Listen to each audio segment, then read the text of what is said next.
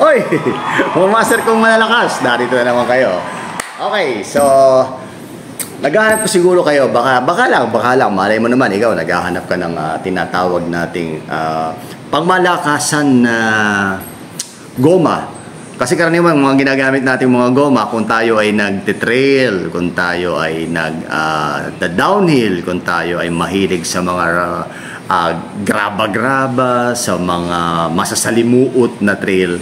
So kailangan nating gumamit ng tinatawag natin na karampatang tires, di ba?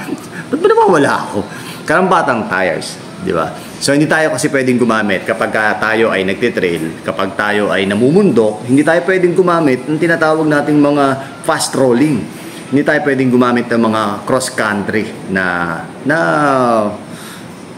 tires kasi dapat meron tayong particular knobs na kailangan mong gamitin doon.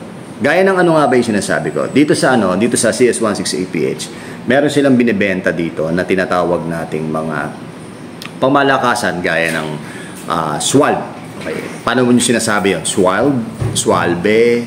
So, doesn't matter kung ano yung tawag nyo doon. Pero ang mahalaga kung ano nga ba yung itsura at magkano ang tires na yun para meron kayong idea. Okay? Kung anong model noon, tsaka kung saan mo mabibili. Siyempre, dito mo mabibili yun sa CS168PH. Kung interesado ka rito, master, eto na. Bibigay ko sa iyo yung presyo at papakita ko sa iyo. Bubusisiin natin yung kabuuan ng tires ng swalbe na yon. Kung pasok nga ba sa iyong panlasa, pati sa presyo. Ayun na! Eto na tayo. Meron tayong dalawang sukat na kinuha. At meron mga model to, mga master. At meron siyempre, iba't iba yung presyo. Meron tayong kinuha dito na 27.5 na all black at 27.5 na skin wall or tan wall or skin wall. Okay? Tapos, meron tayo ditong 29er na tinatawag nating pangmalakasan yung mga knobs na skin wall. At meron din tayong tinatawag dito na eto, fast rolling to. Okay? Pwede mong gamitin ito pang mga gravel bike. Pwede to. Okay? So, kung interesado ka, kung gusto mo to, master, eto na. Bubusisiin natin bawat isa. Ako nga po pala si Papa Jack. Narito ka sa Bike Talk with Papa Jack. Pag nagustuhan mo tong video natin na to, master, at gusto mo pa ng mga iba't ibang klaseng tips at iba't ibang klaseng pyesa, mag-subscribe ka na dito sa ating channel. Okay? Sisimulan na natin to. Tara!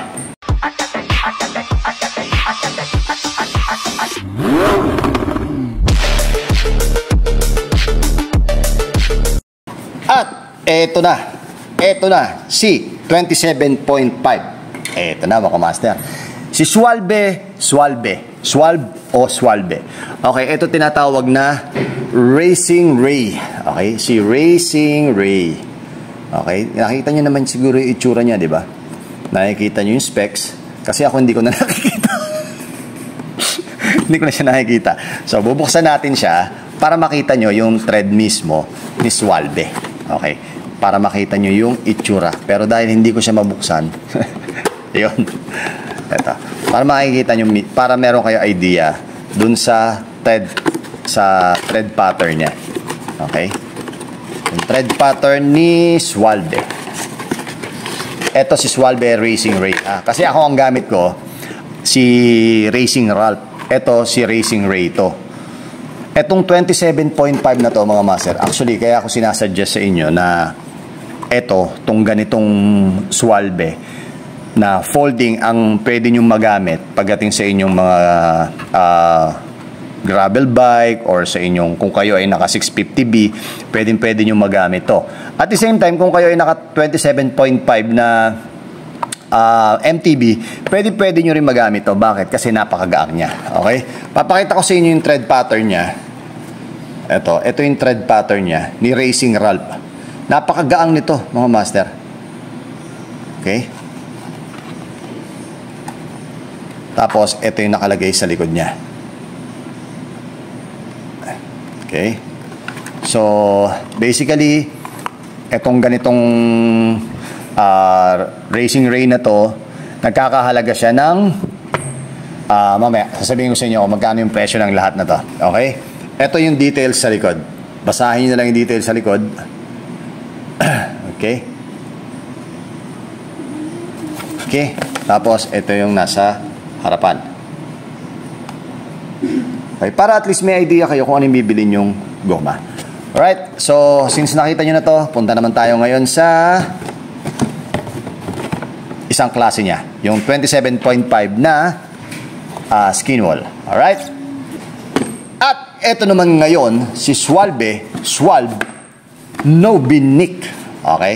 So, papakita ko sa inyo mga master. 27.5 din to ha. Ito yung skin wall. Ito yung skin wall mga master ha. Ito yung skin wall ni Nobinic. Okay? Super ground. Okay, so ibig sabihin, alam nyo na pagka super ground, napakalupit nito. Okay? Napakalupit, napakakapit nito.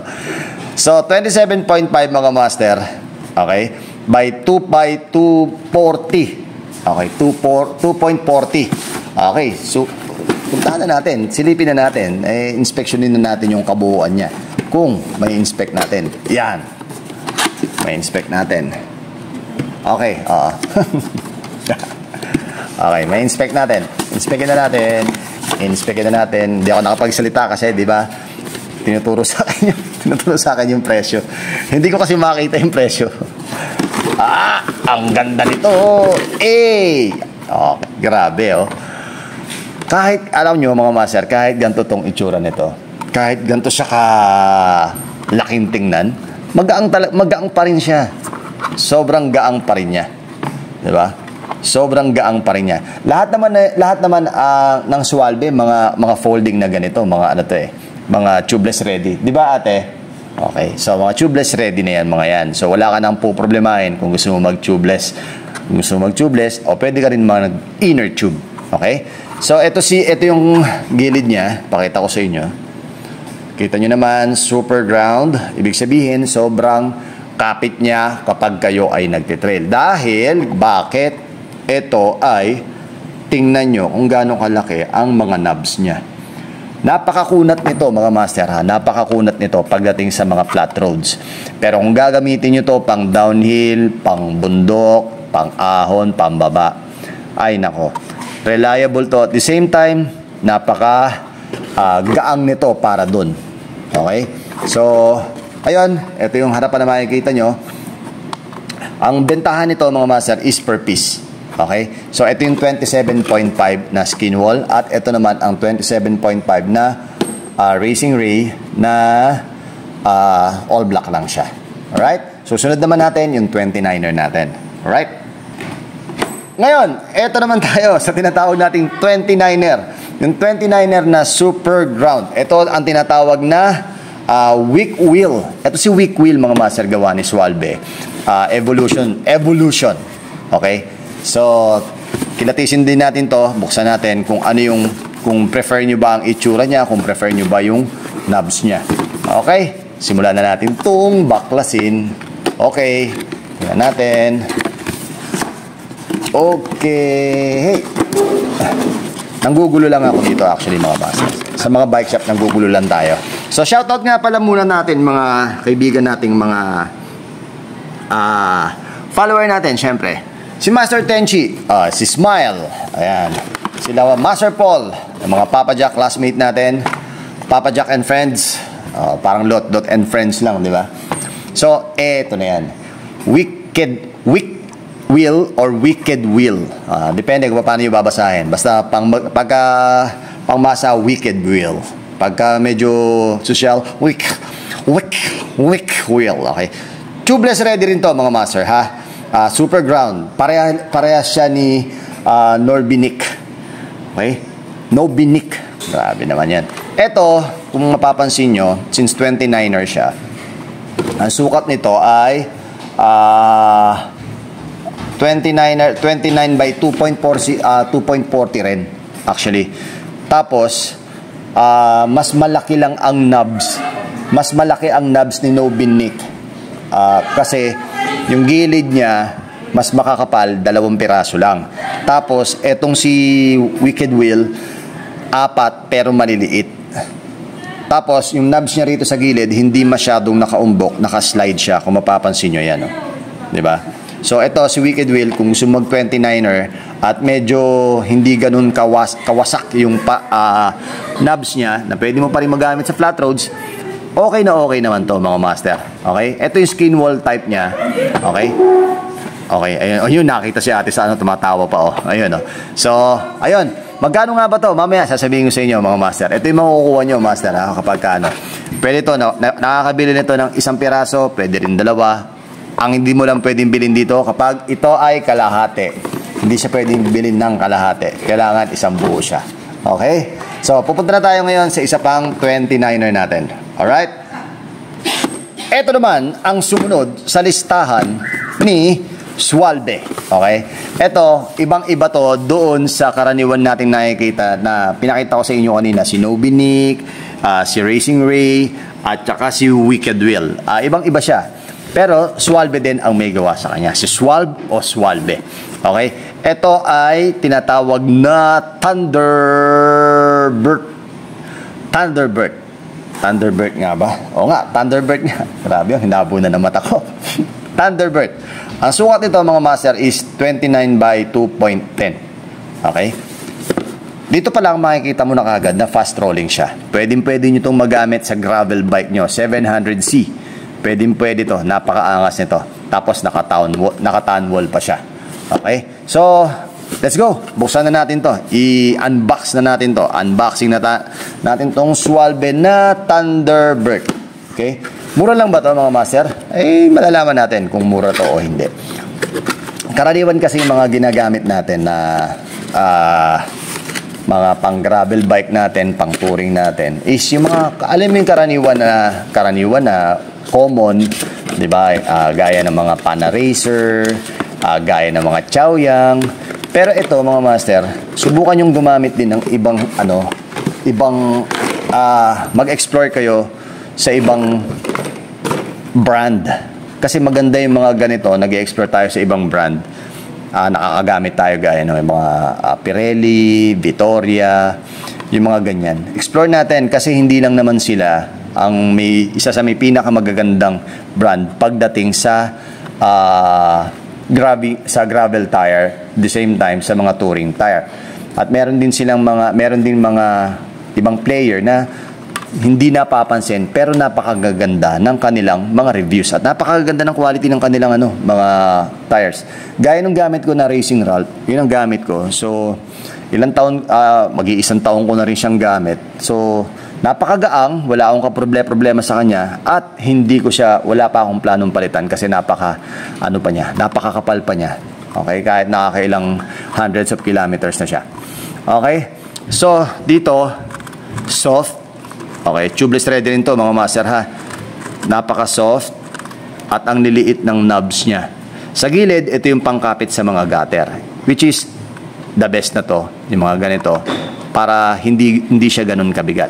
Yung weight, yes, napakagaang kasi folding. Basically, lahat naman ng mga folding is magagaang. At yung kulay niya, hindi light, master ha. Hindi light. Kung sa video, medyo light. Dito sa personal niya is napaka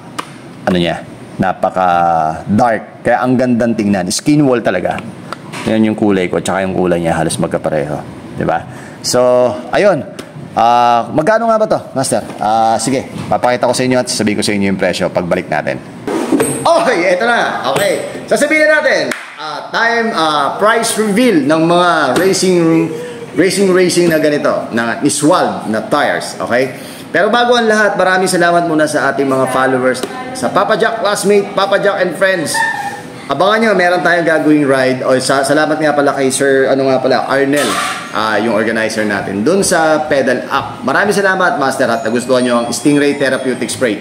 Available ang Stingray Therapeutic Spray nga pala dito sa CS168PH. At sa iba pang mga bike shop. Tsaka Papa Jack degreaser available din dito yan mga master ha. Tsaka Papa Jack shampoo kung gusto nyo ng mga inyong parapernalyas sa inyong bisikleta. Okay, so ngayon sisimulan na natin to. Magkano nga ba ito master, itong 29er mo na Wicked Wheel? Okay, itong Wicked Wheel. Ito si Wicked Wheel master, pwede mo siyang mabili ng ang isang piraso ay 4,000. Not bad kasi kita nyo naman, folding to. At the same time, napakagaang na to para sa ganitong klaseng tires.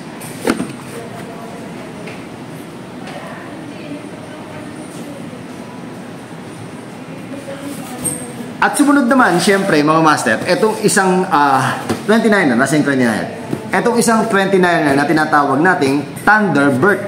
Okay? Si Thunderbird ang mabibili mo sa halagang 3,000 each. 3,000 pesos each. Mas mura pa rin siya kasi kung ikukumpara mo sa ibang brand na aabot ng 8,000 ang isa para sa gravel or touring tires mo.